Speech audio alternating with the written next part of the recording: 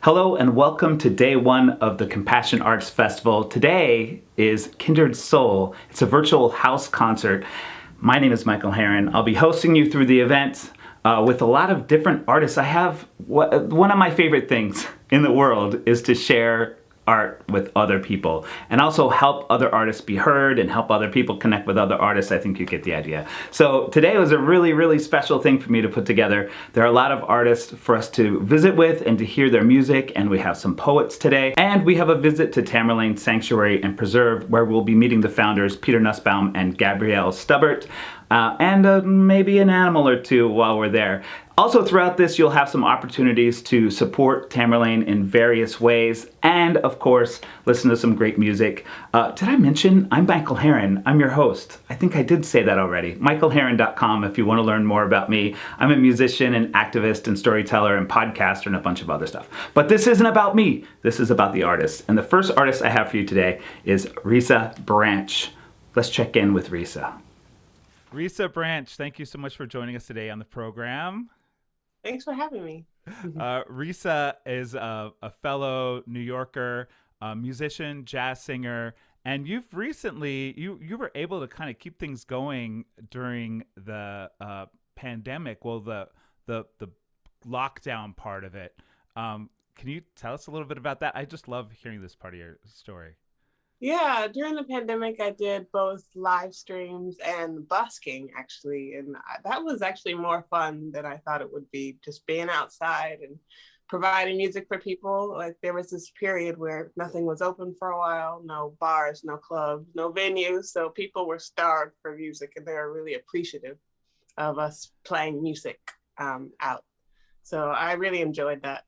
And that was mostly, or was it mostly in Prospect Park? That's where I remember seeing your posts Yeah, on it was in Facebook. Prospect Park. I did Uh, try Central Park once, but I was mostly in Prospect. I'm curious, like how you perceive yourself as part of the animal kingdom. If there are ways that you sort of remind yourself, anything in there that resonates with you?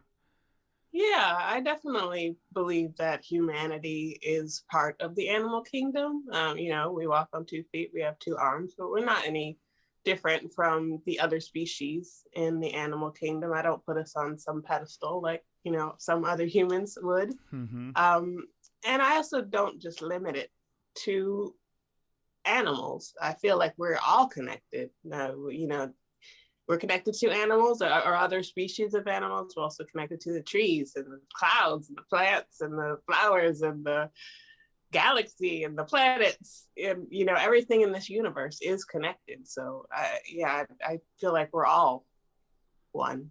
Yeah, I mean, I feel like that's something about you that I didn't exactly know, and I feel that way too when it sort of like for some reason I always think of like to me that's kind of a spiritual perspective, like we're all connected, and that's kind of what made me go vegan. Do Oh, you think of it as like a spiritual thing as well, or is it just like this is just how it is, or I definitely think veganism has spiritual benefits and is part of your spirituality. It's part of your life. It's your lifestyle. So, of course, it's going to color every aspect of somebody's life. For me, I've been vegan a long time since I was a teenager. So I've kind of developed as a person already as a vegan, so I can't say that it's changed this or that in my perspective because I just kind of grew up like that. But I definitely feel like it's a part of your lifestyle and your spirituality if you consider yourself a spiritual person. yeah, it's interesting because when I was a teenager, I didn't really know about veganism yet, but I really was kind of like toying with vegetarianism. And as a teenager, I think I was maybe a little on the lazy side because my mom was like, "All right, you're cooking for yourself," and that was enough for me to be like, "Okay, maybe I won't do this." Did you have a? Well, I mean, obviously you didn't have a similar experience because you went for it and you went vegan. Was it tricky to do that as a teenager? um, well, I was 19 and I was actually living because I had been vegetarian for 2 years before I went vegan. And I was 19 and in university in college. And I was already at that point living in a vegetarian co-op or in like a housing commune. Oh, cool. With it was 26 of us, so 26 people in a giant house in Austin. And each meal that we made that we had as a like a house had to have a vegan option and had to be vegetarian. So it was an easy place for me to go vegan, to be honest. There wasn't, not everybody in the house was vegan. I think we were mostly vegetarian or flexitarians, but there was some vegans who were there and able to support me. And because living in a house, I had to make one meal per week for the house. That was the part of our chores. We had to do something in the kitchen. So that gave me continuous opportunities to learn how to cook vegan and work with recipes and that sort of thing. So I want to talk about the video we're going to watch, Strange Fruit. What's the background on this piece? It's I'm very excited to share it. It's such a great video. Thank you. I'm a jazz singer, and my favorite jazz singer is Billie Holiday. She has this very famous, legendary protest song, Strange Fruit. And I was listening to one of her albums, and the idea came to me that I could write an animal rights version of Strange Fruit. The songs are not necessarily related other than the title. They have different melodies, the music is different. But I went with the concept of strange fruit because humans have decided that animals are food, which I think is kind of ludicrous. And I wanted to talk about how this food is grown and, how it's, usually raised in a factory farm and slaughtered, pumped full of drugs, and how immoral and unethical I think that is. This album, actually the song was produced by the producer I work with, Obadiah Wonderful, and I wrote the lyrics and the melody. The video was funded by Culture and Animals Foundation, and it was animated by Leanna Scrimger, an animator that I met through the process of making the video. I think we should go ahead and check out the video. Thank you so much for joining us today and sharing your music. RisaBranch.com is your website. Is that right? That's right. And I'm also on the socials as well. Perfect. Well, thanks for joining us today. Thanks for having me, Michael. And here's the video.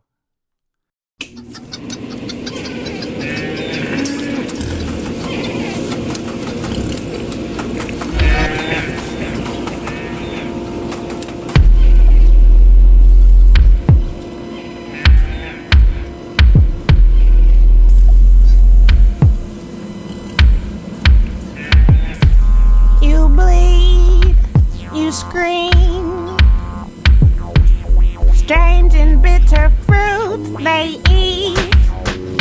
A bit of death, wrapped in torture.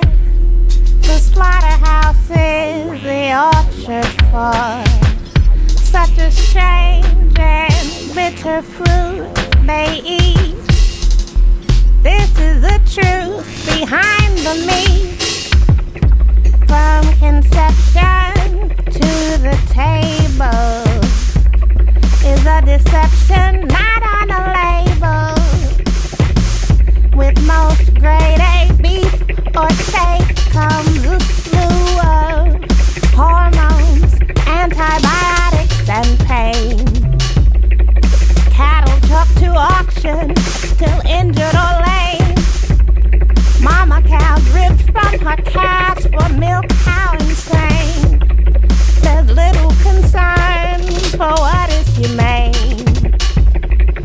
The cruelty you see is a crying shame. You feel, you breathe. Strange and bitter fruits they eat. A bit of flesh wrapped in torture. The factory farm is the orchard for such a strange and bitter fruit they eat. This is the truth behind the meat. Why do people support such suffering?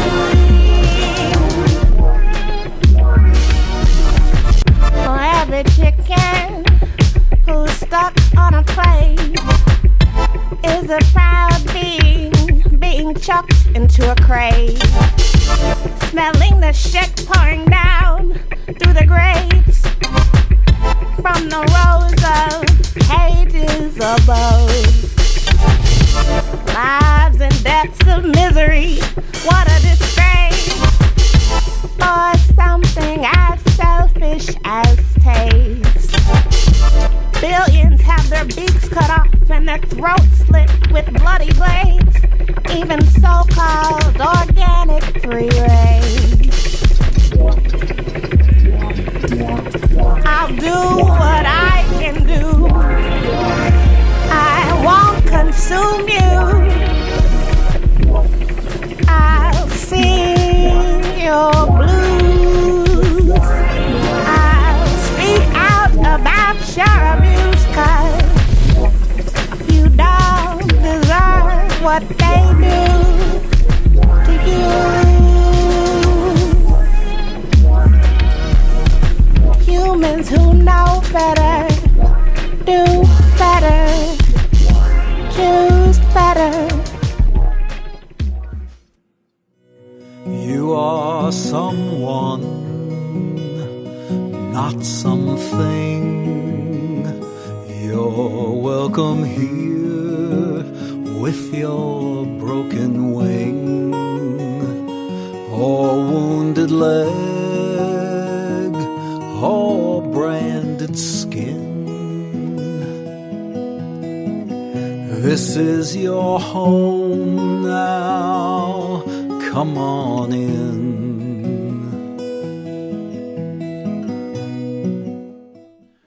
Danny Hamilton is here, singer-songwriter extraordinaire. Hello, Danny. Welcome to Hello.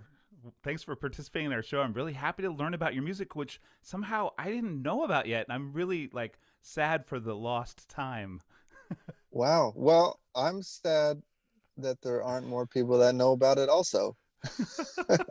I think, I'm happy to be here, Michael. I'm grateful for the opportunity, and I thank you. Thanks for having me. Oh, for sure. So you're this is what I've gathered so far. You're a musician, obviously. You're a husband, a dad, right? Yes, correct. Oh, good. I got all those things right. I don't know where you're based. Where are you? I'm in Torrance, California, which is Ah. in Los Angeles County. I've been talking to all the artists about ways that they make sure they remember they're included as part of the animal kingdom. It's kind of our theme. Does that bring up anything for you? Well, I mean, it doesn't bring up anything because I've always felt that. I've never felt separated from any creature on the planet, and or the trees or the sky or the water. It's, for me, I've always had a deep connection to all that is organic and natural around me. We're all just living on this big blue ball, and especially animals. I mean, when I was a kid, as most kids are, you have a huge attraction towards, fuzzy, cute, just other creatures that are moving on their own, and they have as a child, they have their own feelings. You look into their eyes, you know that, and that's something that I never lost. And I guess in answer to your question, I never felt a disconnect from the non-human animals on the planet. I didn't grow up in a vegan house, so I was conditioned to, not think of the realities of what was on my plate, as most of us were. But as soon as I reached the age of reason, I started to think about those things. My younger sister actually made the connection before I did. This was in the early 90s. She was doing marches with PETA and things like that. And her going against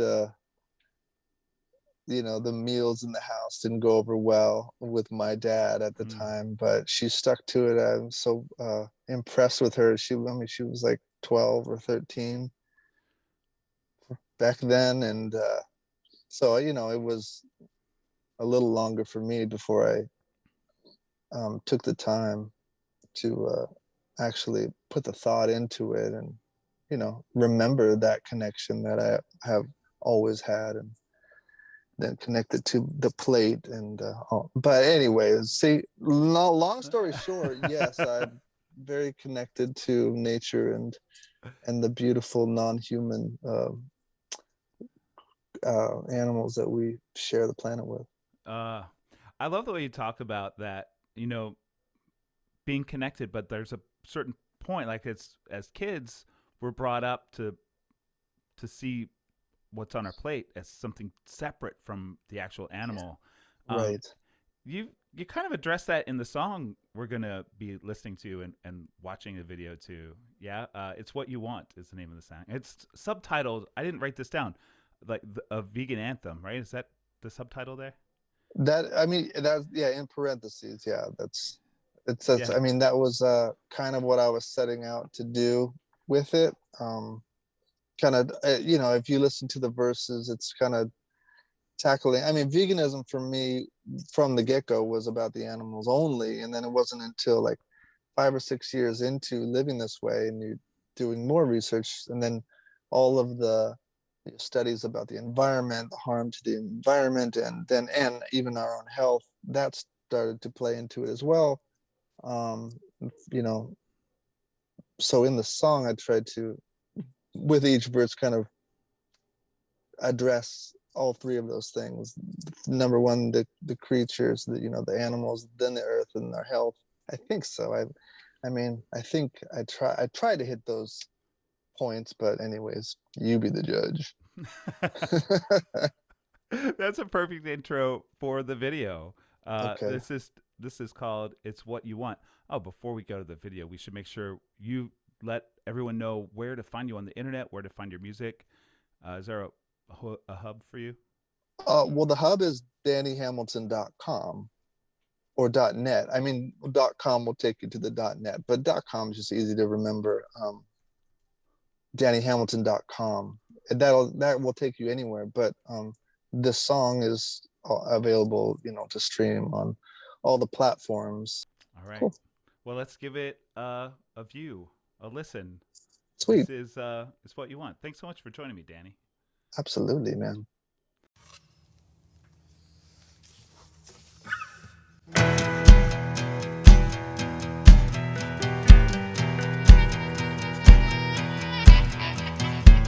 I see you picking at the carcass of another slave, decapitated, inseminated, run away.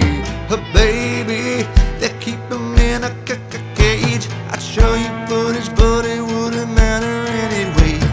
Just swallow death if that is what you want. Hey, wait. You claim to be an empathetic lover of all life, and yet you're paying for the longest running genocide. Your eyes, now tell me, are they lying? You're an accessory but out of sight, hey, out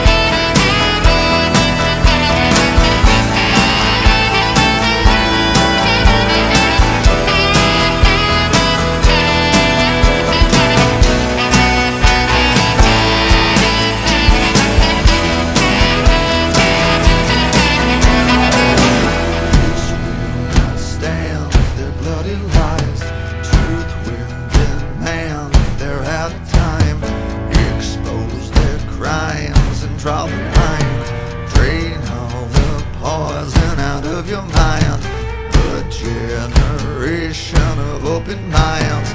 We will not silently fall tonight. Turn your head to see the light. Their screams will echo in your mind. Your hand, now tell me are they tipped and tight? The choice is clear, and now's the time. Work for your child, decide what you want. You want, hey, hey, hey, hey.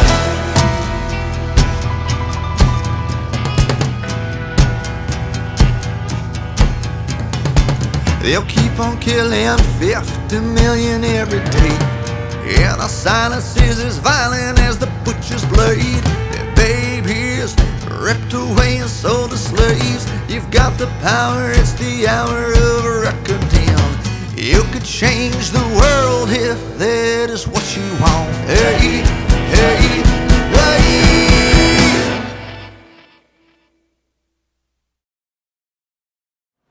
We're here at Tamerlane Sanctuary and Preserve with its founders, Peter Nussbaum Hello there. and Gabrielle Stubbert. Hello. I would love for you guys to tell our audience what the history of the farm is. Can you tell us about how it started?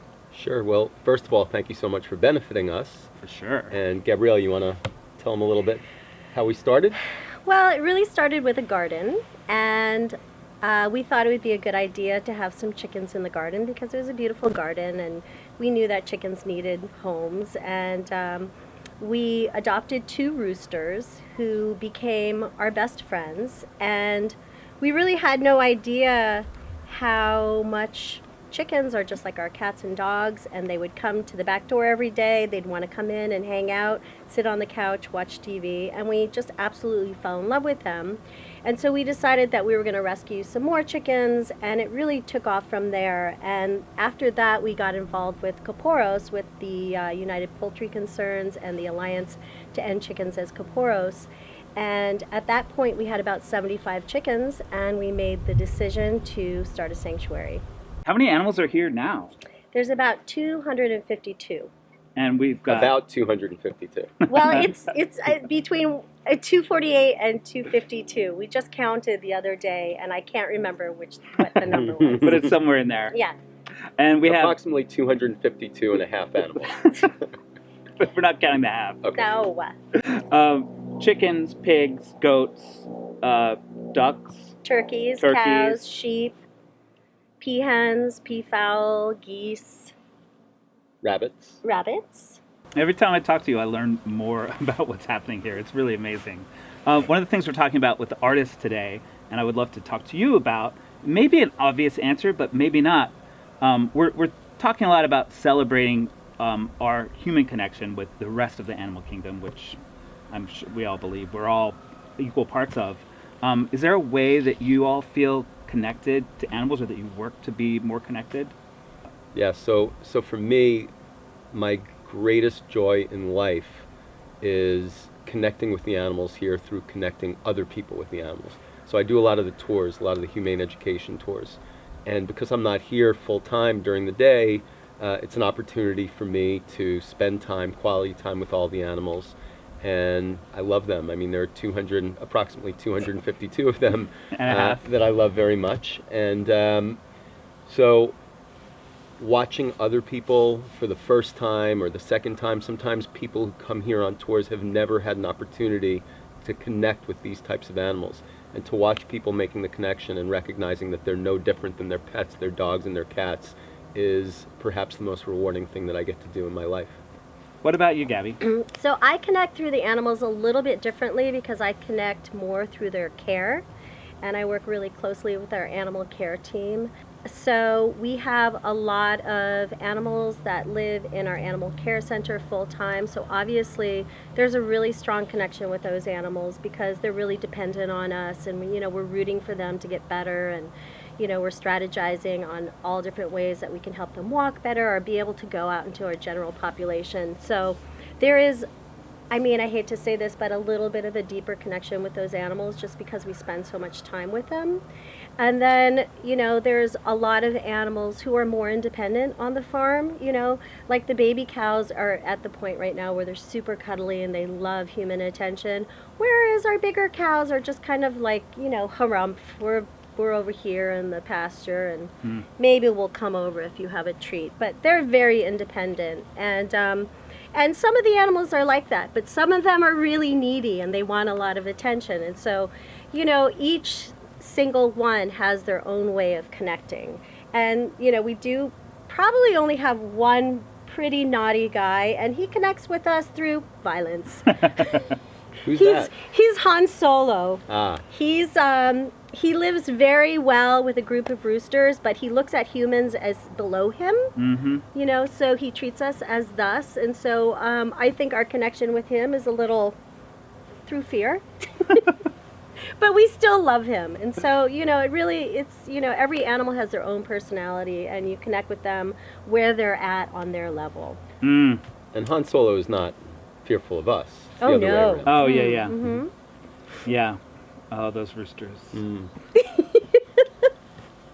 So there's really no way we could, in this little segment, cover everything that happens at Tamerlane.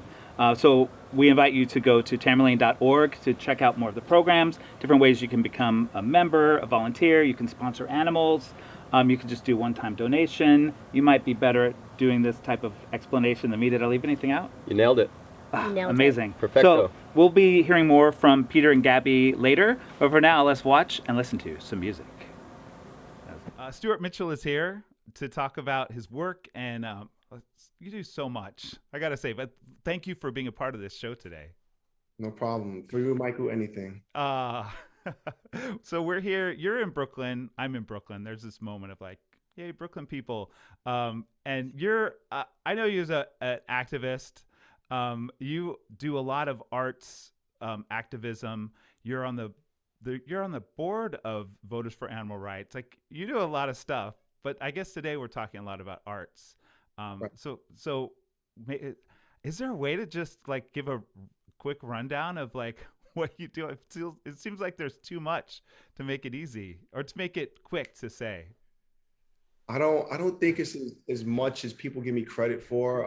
Okay. I'm born and raised here in Brooklyn. I am an animal rights activist, human rights activist. And like you said, a lot of my activism is in the performing arts. It's poetry, it's writing. I wrote some children's books for kids to understand the importance of going vegan. I started a group called Voice for Change, which centers our activism around the performing arts. So it's just give people a different perspective on what happens to animals, but from an artistic point of view, as opposed to just what they normally might be used to. Yeah, I do work with VFAR. I am on the board, and we work to elect councilmen, mayors, and other elected officials who are willing to help us to create laws to help animals here in New York City, to protect them, to give them rights. So there's that aspect of my activism as well. It kind of like bleeds over into the political side of things, which I think is extremely important. But a lot of it is rooted in just my creativity, making stickers, writing books, doing poetry. I'm a firm believer in lending your creativity to your cause. Whatever it is you're good at, whatever it is your talent is, and if you have something that you believe in, lend your creativity to that cause to make the world a better place. And that's what I'm all about. And to the best of my ability, I try to do that with my poetry and my writing. And it's your work especially, and arts in general, are really a great way to communicate about activism or things we're passionate about. I think it kind of like softens the message, helps people more open to it. Does that feel right to you too? I mean, has that been your experience? To some degree, I hope that's the case. I would like to think that what I'm doing is effective. I've had interactions with people at Voice for Change where they would come at me with questions about what we're talking about, and they become more inclined to learn and maybe do better. You know, I mean, I don't know what these people do once they leave my eyesight. I can only hope that they got our message and choose to make better choices in regards to the environment, in regards to animals and each other. As far as the writing go, like I've had people reach out to me in the past in regards to the books, and they told me what an impact it had on their children. And I'm grateful for that. I mean, if that's why I wrote the book, to have that impact on kids, to change their perception of how we treat animals. And I mean, that again, like I said, that's all I can hope to do, is to change one person's perspective and have that person affect other people in a positive way and change their lives.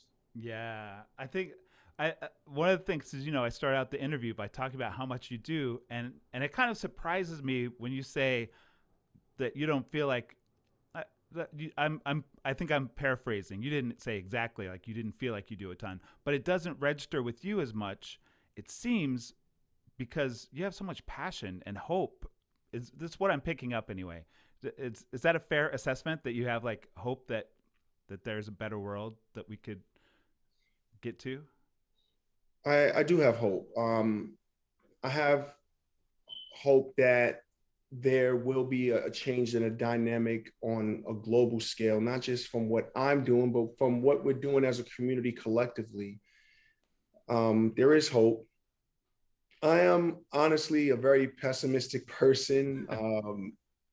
I think most people are, but they're just afraid to admit it. I can admit when I feel like, like I'm not being effective. I can only hope that I'm being effective in what I'm doing. And I can only hope that I'm changing people's lives with my message. So there is hope. We're slowly moving into a more, I don't want to say a vegan world, but a more plant-based world, so to speak, a more environmentally conscious world, so to speak. When I first went vegan 10 years ago, a lot of these conversations that we have now, we didn't really have them back then. I mean, we were having these conversations, but it wasn't as broad as it is now. Now we're starting to see more environmental, the environmental aspect being spoken about more.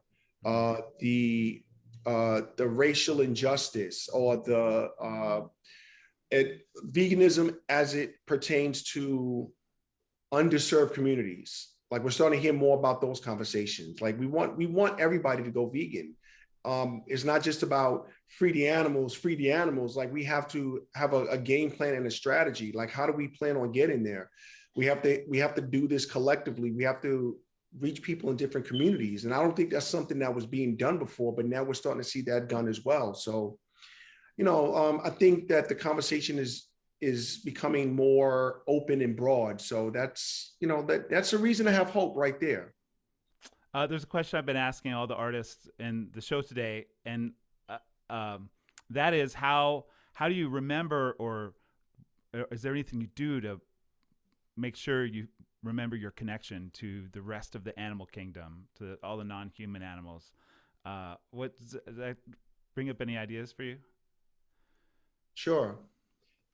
Just understanding that animals like us have personhood. Animals are persons, and we need to start viewing them as persons, not commodified items. We give them the status as commodified items through our customs and our traditions and our habits.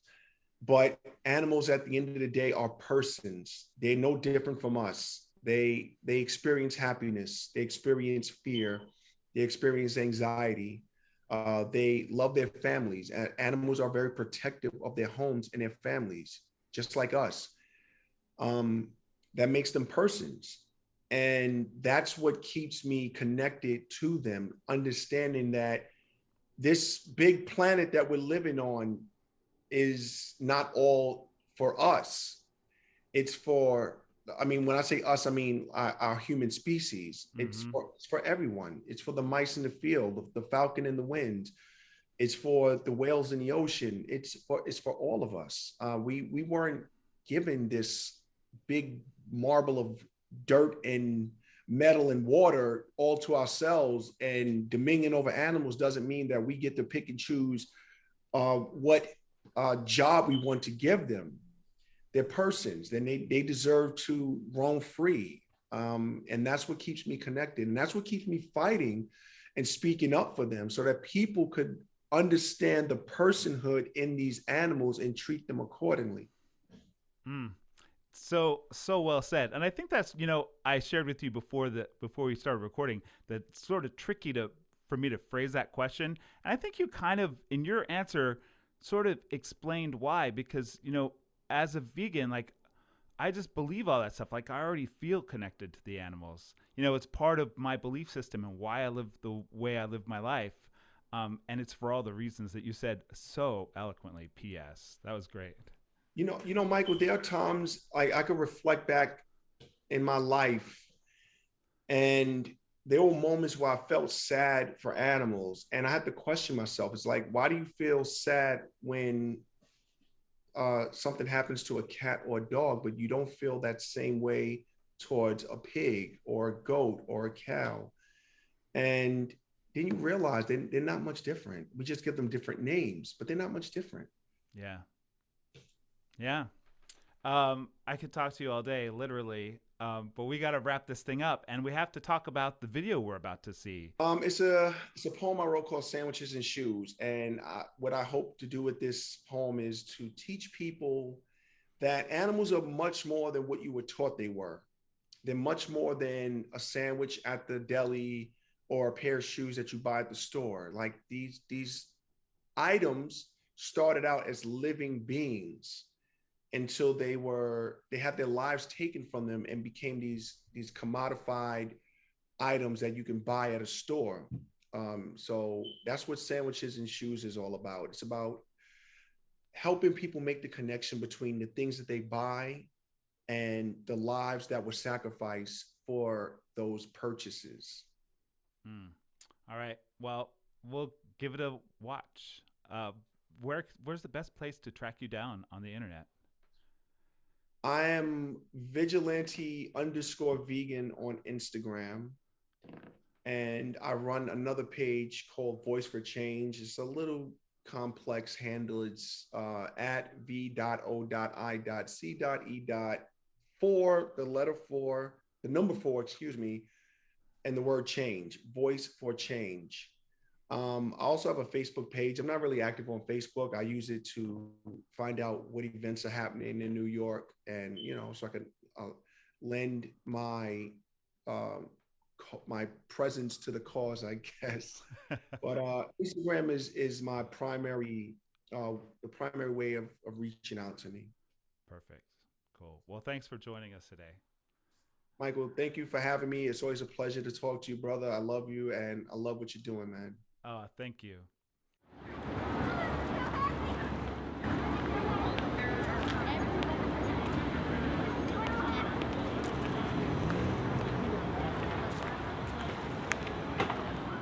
All around the world, animals have the blues because you sacrifice their bodies for sandwiches and shoes. Normalize violence that never makes the news. Animals consumerized for whatever you choose. You wear calf skins and eat strips of bacon, but nobody mourns the life that is taken. Animals tortured for burgers and snakeskin get no second thoughts or consideration. Killed out of convenience as you don't think twice about the animals that make the sacrifice for your luxury handbags expensive in price, all to advance your quality of life. Your wallet and belt once had a face, now worn by humans in utter disgrace. Imagine being stuffed in hutches and crates and only admired for fashion and taste. Animals captive in circus and zoos are subjected to loneliness and often abused. Kittens on Instagram gets millions of views, while cattle and hens become sandwiches and shoes. You say you love animals but rob them of milk. You torture small insects and turn them to silk. You willingly pay to have young mammals killed with no remorse for the victims of feelings of guilt. You admire cute puppies and kittens that purr, but wear coats made from feathers and fur. Your fast food consists of fried portions of birds, and your silence ensures that this violence occurs. But if you really love animals, I've got some good news. There's plant-based alternatives to whatever you choose. Just make the connection, you have nothing to lose. There's much more to animals than sandwiches and shoes. From this day on, in the sun and rain, you can roam through these fields free again. Joy Askew is joining me in this moment. Welcome to the show, and thanks for letting us use your work today. Thank you. It's great to be here. Uh, It's good to see you, Michael. yes, it's been a long time. It's Yeah. that pandemic life. Right. So for people who don't already know, you're a singer-songwriter. A lot of other, like, I feel like there's other things that aren't captured in the word singer-songwriter. Am I shooting out too far? Yes, I would qualify that because when I became a musician back in the late 60s, that term was not around at all. I mean, they didn't call Hendrix a singer-songwriter or people like that. So I started in a very different era and then gradually graduated into that. But I always considered myself just as a musician who sings. And I do write songs. It's funny because when people say that I'm a singer-songwriter, I get a little like, and it's funny that I just called you that. Yeah. It has a certain connotation. No, I felt like it didn't apply to me when the term first arrived. You're absolutely right. I was like, I'm not a folk singer. I'm not a folk singer with a guitar, you know. Yeah. I have a studio and I create tracks and I play keyboards and I'm a musician. I work sometimes as a musician. People don't hire me as a singer all the time. Do you know what I mean? Yeah. And then I discovered that I felt after a certain while that my songwriting was really banal and that I better step up my pace and become a better songwriter. So now I'm fine as a singer-songwriter, but I do other things. Yeah, I love that's our conversation. Yeah. And scene, we're done. Just kidding. But you've shared stages with a lot of some of my all-time favorite people, which is funny because I remember you mentioned we were at a party together one time. You mentioned working with Laurie Anderson, and I don't know if I was like as like that as I felt, but I think that's a cool part of your career as an artist. Some of the different people that you've worked with.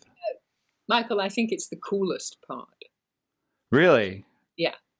Now I can look back because it's quite a long time since I did that kind of work. It was when I first came here. I worked solidly for about 12 years with different fantastic artists. I mean, really an array of different artists, you know. But Laurie, in 1984, I went on tour with her and I totally got where she was at right at the beginning. I just dug it so much. But I still know her to this day. And I think, she's just one of the... She's not unsung either. I mean, people who know it know that she's a real genius and has incredible insight. And I just love her artwork, her whole artistry. Yeah, she's a big influence for me too. Everybody I work with has been quite a big influence, and creatively, Peter Gabriel was a huge thing for me because he works in a very creative way. But going down to Nashville and working with Rodney Crowell was very important because it was all about playing and getting the chops together, and that enabled me to move on to other things. And it was the same with Joe Jackson as well. A lot of chops on the piano and organ and synthesizer and singing, you know. Oh, well, yeah. I knew you worked with Joe Jackson, but I just had a moment like, oh yeah, he's an incredible pianist, keyboardist. He is, yes. And so the first tour I did with him, he wanted to stand out front, and he got 2 keyboard players, and we circled around 6 keyboards because it was pre-MIDI. Not sure whether the listeners will understand that, but I know you understand that. I do, yeah. So we had an organ, we had 2 Prophet synthesizers, we had a big electronic piano, a Fender Rhodes. Wait a minute, that's only 5. We had something else as well. Anyway, when we were running around swapping instruments and playing all these things. I'm resisting the urge to go down that road. Because I'm like, oh wow, you worked with those first Prophet synthesizers, which are like legendary. Yeah. I'll have to do a presentation for a synthesizer festival at some point, and then we can go back to that. Okay, I came over with that, the Rev 3, and I bought it in end of 1981, so I think it was very early on. Oh, wow. And I brought it over to the States, so it was great. Wow. Love it. So on our presentation is about animals, and one of the things I've been asking the artists is based on our trust, the trust that we're talking about, rejoice that we're part of the animal kingdom. How, I guess it's sort of a two-part question, and it's kind of a question that I'm realizing as vegans, we already kind of are living like our connection with the rest of the animal kingdom. Do you have thoughts about how you're connected to the, I keep saying the rest of the animal kingdom because we're part of it too, and remembering that we are just another animal? Yes. I mean, my main revelation that came to me after I turned vegan and started doing some volunteer work and getting involved and hearing people speak and everything was realizing actually not just the animal kingdom, but it's as part of the animal kingdom. I realized that we as a species, the humans, have never really had a reciprocal relationship with the earth. And therefore, we've never really had a reciprocal relationship with animals, except cats and dogs and pets. The cats will tell you we have. But if you understand what I mean by that, if you look at our short history, you know, out of general survival, we hunted them early on, but but we've used animals, we've used the earth. We I feel like we rape and pillage the earth. I mean, that's why we're in possibly the sixth extinction right now, is because we've just said, use this, use that, and not given a damn about it. And that attitude, obviously, as animal activists and realizing we are part of the same kingdom, we can look at what goes on today and feel like it's you know, a Holocaust over here, a Holocaust over there. The fact that we breed billions of them, we think we can do that, you know, just again and again and again. And then the song that I wrote, I heard this line. So I've had that reciprocal, that lack of reciprocation. Is that the word? No, I think so. About words. In my mind, and you know, you get people who attack you for being vegan. Well, you know, if we don't do this, then they'll kill us, you know, and all of that silly things. And my answer then, I realized, because we've never really had a reciprocal relationship with the earth and with the other species on the earth, I don't have any answers. We don't have the answers yet, because we've got to start being of one mind of that, of moving into that place where we're actually going to work with it as opposed to just pillaging it or working against it or doing harm or using. So I don't think that one can come up with any answers of like, what do you do if an elk population gets too huge? What do you do? Don't know the answer yet, but do we have a reciprocal relationship with elks? How is our life? Do you know what I'm saying? People say, oh, yeah. Well, there'd be too many cattle. Well, actually, we breed them, so there wouldn't be. Yeah. We know the answer to that. Any farmman, we know the answer to. So I'm very into this. And then I was listening to a podcast, and I believe it might have been a Russell Brand. He has terrific people on because he's vegan or trying to be. I'm not quite sure, but I think he is. Mm-hmm. He's very open to these people who have great points of view that I want to hear. And somebody said, extinction can be silent. And that really grabbed me. And what it meant is it's silent to us. And that kind of, yes, because if you're not paying attention, if we don't have that relationship in our ongoing thoughts, then we don't know the struggle and the strife and the end. We don't know what is being downtrodden beneath our feet, you know. So that's how the song arrived. I feel like that's a challenge in both ways for those who are becoming extinct. And, for us, I think as vegans, we've already decided like, okay, this is a challenging path to figure out, how to live in harmony. But also it's really like, I could see why people let those things be silent, because it's painful to see that it's happening. And it's also painful to let go of our habits and the things that we've been taught. Yeah. Yeah. Well, the song Silent that we're going to hear is brand new. It's completely unreleased, right? Completely unreleased. And this is also a first mix, and I'm having it really mixed in about 6 days time. So, or 7 days time. So just missed the mark for that. And it won't be released till next year.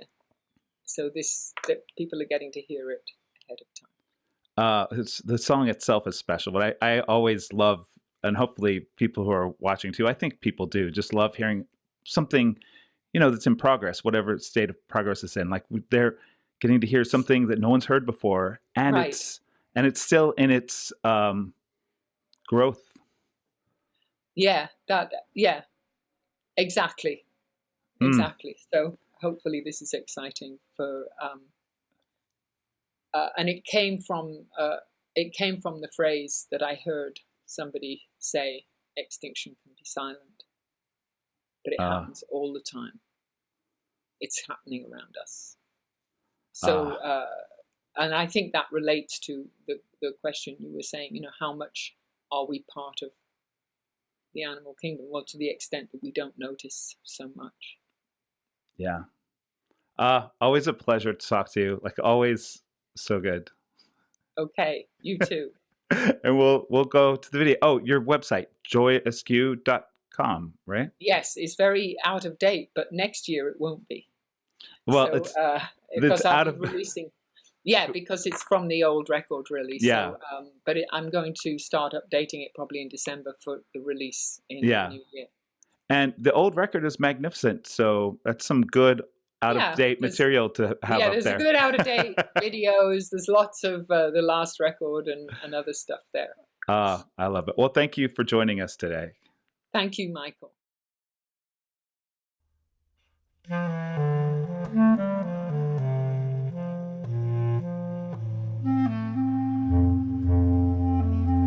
Extinction can be silent, happen anytime.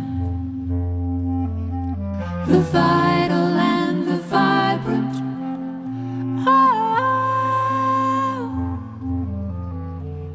extinction can be silent, slipping out of time. Where are the lights of defiance? I long to fly, navigate and follow stars across the rippled sky on waves of air. Birds fly true, directions purposeful, following the earth lines they can see from there. If time is mine, why not use it? Can I see the gift, or sink into confusion by avoiding it? Jump in to discover a billion beating hearts. We're the door through which the world can enter or depart. Underground, millions make a murmuring sound as they work the soil and turn the earth.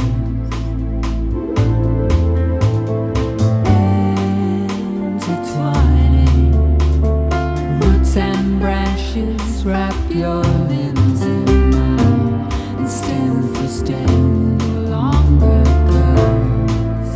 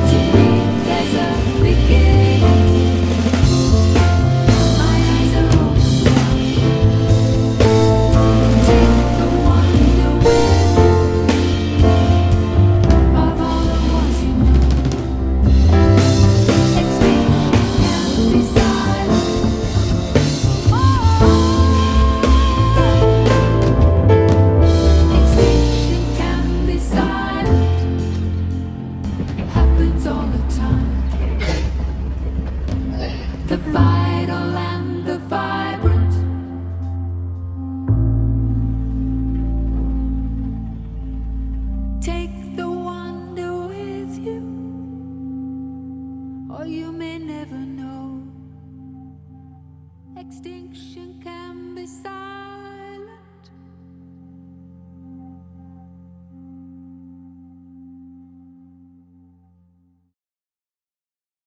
So we're out here in the field with some, with what kind of animal would you call this? This would is be a called chicken. a cow. Oh, I mean a cow. Oh, baby. And who is this? This is Oats. Hi, Oats. Oats and Cashew is over there. Well, maybe we'll get a shot of Cashew. That's his brother Cashew, yeah. Where did these guys come from? So these boys came to us from a dairy farm in Vermont. They were boys born into the dairy industry, and boys born into the dairy industry, there's no use for them. They either become veal or they're culled at birth. These guys were going to be culled at birth. In order for there to be milk, there have to be babies. And so the life of a dairy cow is amongst the most cruel of all the lives of animals in agriculture. It's just this vicious cycle of being impregnated, giving birth, having the babies ripped away so that the milk isn't going to the babies, the intended purpose for it, defeat the purpose of having a dairy if the milk wasn't going to human consumption. So the boys that are born into dairy are the unfortunate, sad byproduct. And these boys, the farm that they were at, didn't bother with veal. These boys were just going to be killed at birth. Luckily, we work with an organization that works with some of the dairy farms in Vermont and has convinced some of the dairy farmers to let the baby boys go to sanctuaries. That's where these guys came from. We just wanted to let you guys meet at least one animal from this sanctuary. You can see more of them at Tamerlane. What? You can see more at tamerlane.org. I think that's a perfect ending. Yeah. Donald Vincent, it's so good to see you. Thanks for joining us on our show today. Always a pleasure to be with you, Mr. Heron. Always a pleasure. It's always like, yeah, I feel like there's compassion arts and you and I, like somehow we always intersect in really cool ways. So I'm super grateful for that. For people who don't know you already, who are you?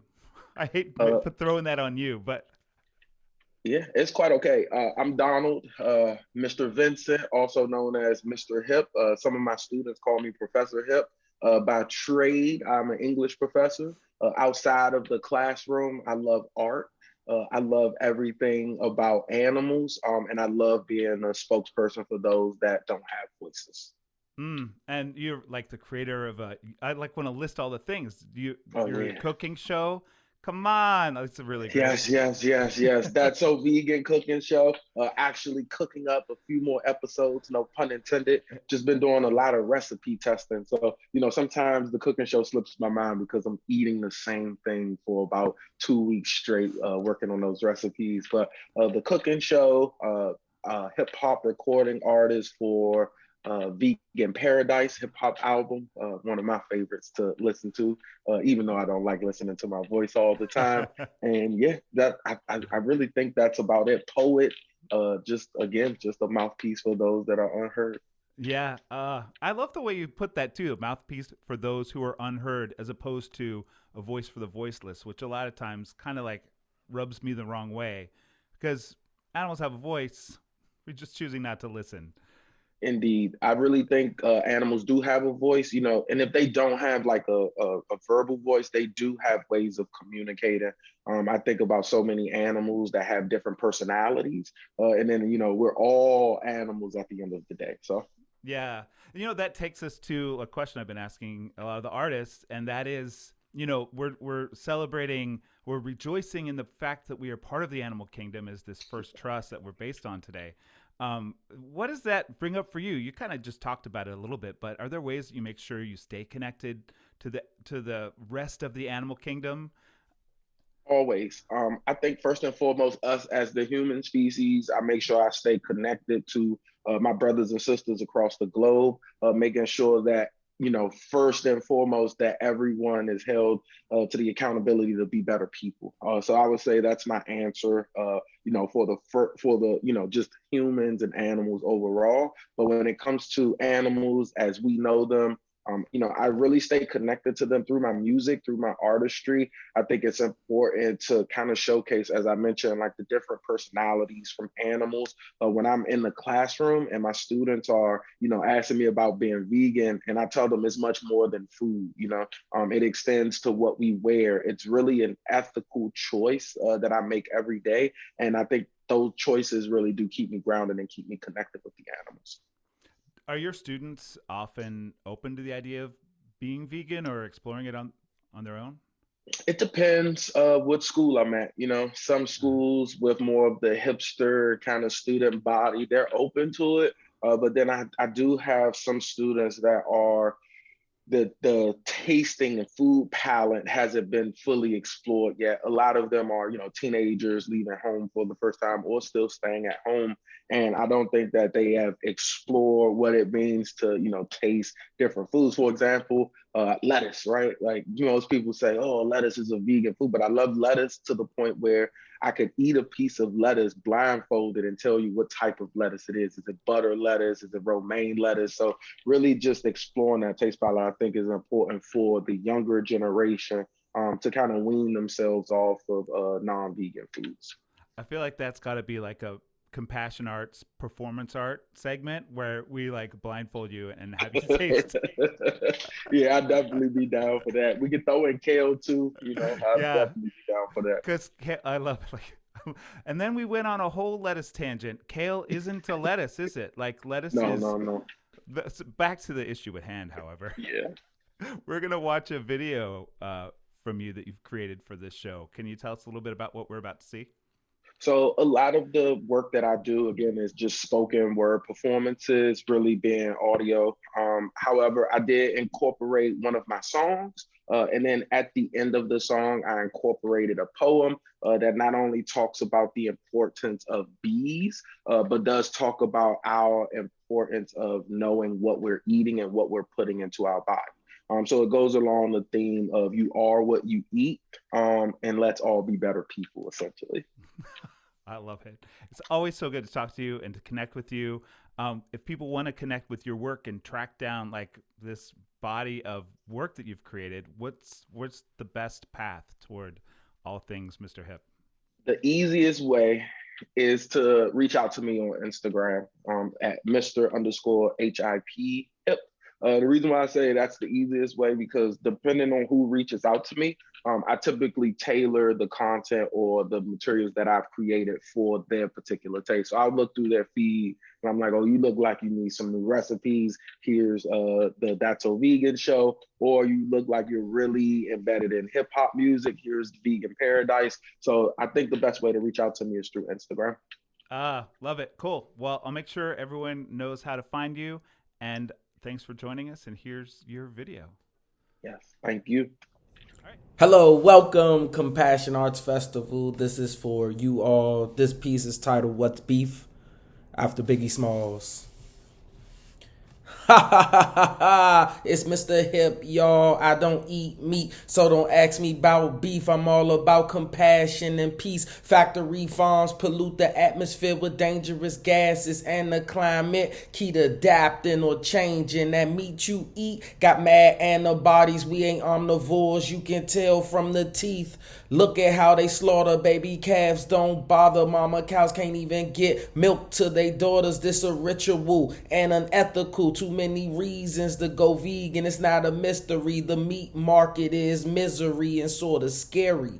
We the only animal to drink another animal's dairy. Have you seen the videos, the way they slit their necks? It gotta get better. That's just food for thought. I ain't gonna preach about leather. Get you together, bad for the environment. Don't forget to take your B12 vitamins. Don't increase your chances of cancer. I'm not a scientist. Too many hormones in your beef. Give it up. You know what time it is. I can't eat murdered animal. It's still violence. Just here to enlighten. What's beef? Gluten-free pea protein. What's beef? Chorizo style ground toe furky. What's beef? Beef is when you eat animals, guaranteed to be in ICU. There'll be nothing but tofu. I won't eat nothing that goes poo. There'll be nothing but Satan. I can't eat nothing that's breathing. There'll be nothing but temper. I don't eat nothing that's living. You can eat all sorts of food. Meat increases the swings in your moods. There'll be nothing but tofu. I won't eat nothing that goes poo. There'll be nothing but tofu. I won't eat nothing that goes poo. Ask yourself, do you know what beef is? This next piece I want to share with you all. I grew fond of working with bees, just looking at how important they are to our biodiversity and making sure that we can eat. I think they count for 3 out of 4 bites of our foods. This is titled Words from the Unheard. What's all the buzz about, says the bee? Perhaps it's just colony collapse. Pardon the jargon, but if we all planted gardens. Have you heard of citizen scientists? It's a global movement and improvement to the health of our pollinators. Oh, those pollinators. 3 out of 4 or 75% of food crops are because of the bee. Don't believe me. Just remember those fruits, veggies, and most things with seeds would not be if not for the bee. Protect at all costs. So when you see wild plants flourishing, you can be at ease while the bees are foraging. Our survival depends on these tiny insects. Protect, protect, protect, protect from colony collapse. Thank you so much for joining us today. I am Mr. Hip and I am OUT. Peace. I want to sing for you this sanctuary song. May the whole world sing for you. May the whole world be for you a sanctuary song.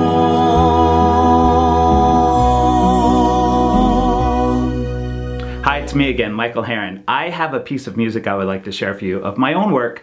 As I mentioned before, I'm a musician and a storyteller and a bunch of things. I wrote a show called The Animal Show while in residence at Tamerlane Sanctuary, who we've seen and heard from throughout the show today.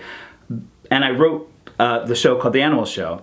But this song goes back even further. It's from the show, but it's about a time in my life when I really connected with an animal for the first time. This was my dog. Whew. Even today I can get a little shaken up or a little verklempt, if you will. This was a little dog named Corky who was my friend, my best friend throughout middle school. And I was going through adolescence and coming of age and realizing that I was gay and a lot of different scary things were happening in my life. And this dog was a constant throughout that time. So her story is in The Animal Show and in the Animal Book and on the Animal album, michaelherron.com, if you want to check any of that stuff out. But I really wanted to share this because we're talking so much, and I was talking so much with the other artists about rejoicing and being a part of the animal kingdom. And I think Corky was one of those first individuals who I connected with, and it was at such a very important time to be connecting with other individuals, at a time when I was feeling like I might be really alone. Woo! I still love this dog after all these years. So this is a song called Home Again, and it's animated by my friend Lauren Mall, who's a great artist as well. And let's watch it.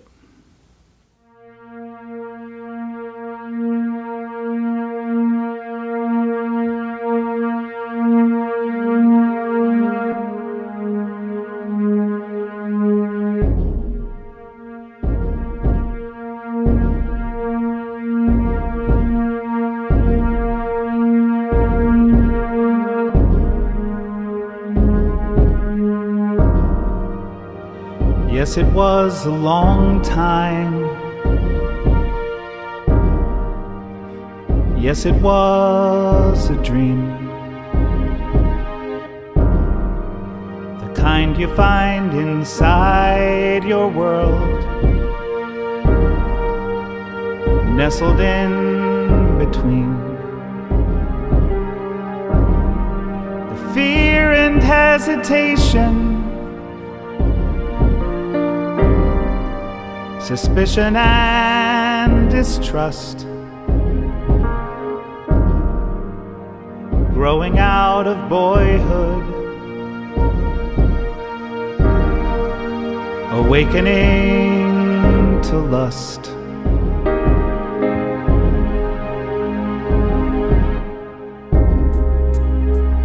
It's so hard to find my way home again.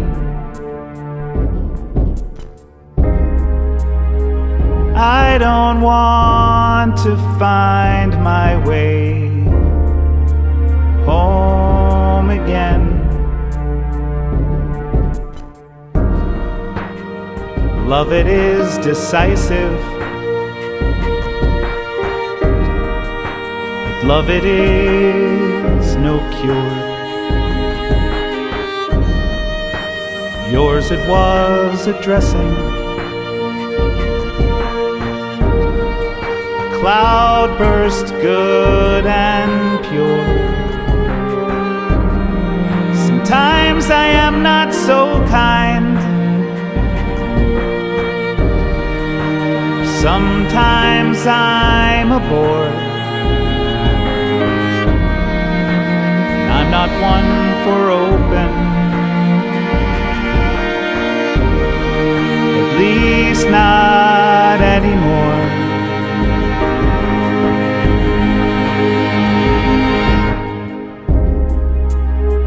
It's so hard to find my way home again.